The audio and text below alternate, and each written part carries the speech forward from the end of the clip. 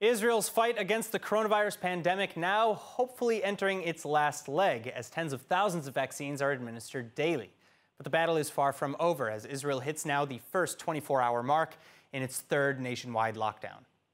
Now logging over 400,000 coronavirus infections in total and over 3,200 related deaths, Israeli officials are working overtime to administer virus vaccines, upwards of 70,000 Pfizer-BioNTech vaccinations being given daily as of this weekend.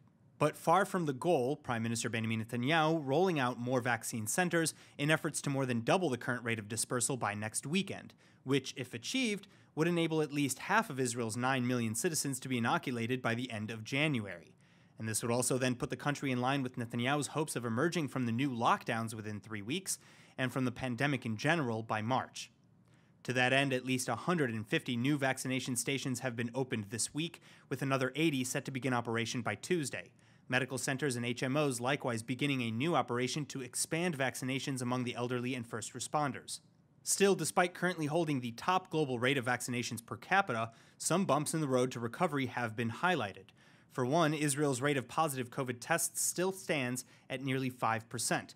The new active number of infected therefore again closing in on 36,000, and the death toll rising overnight to 3,240. Meanwhile, Eilat and Dimona remain the only two green cities in the country according to the traffic light model. And with the newest lockdown outlined the way it is, expectations that the closures will be effective are low. Relevant Knesset committee members themselves debating the outline in which schools remain open. Under the new lockdown rules, Israelis will be barred from visiting another's home, movement will be restricted to 1 kilometer from home with few exceptions, public transportation will be limited to 50%. As for the economy, businesses without face-to-face customer interaction will be limited to 50% worker capacity, while other non-essential businesses, including leisure and entertainment venues, will all be ordered to close.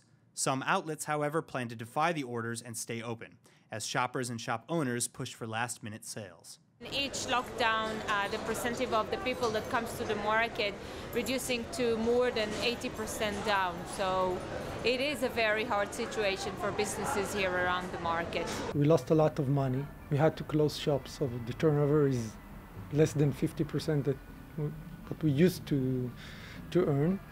And now we don't know if we can keep and sell in regular shops, because you don't know what will happen. You don't know if they close, will open. You take a big risk on money.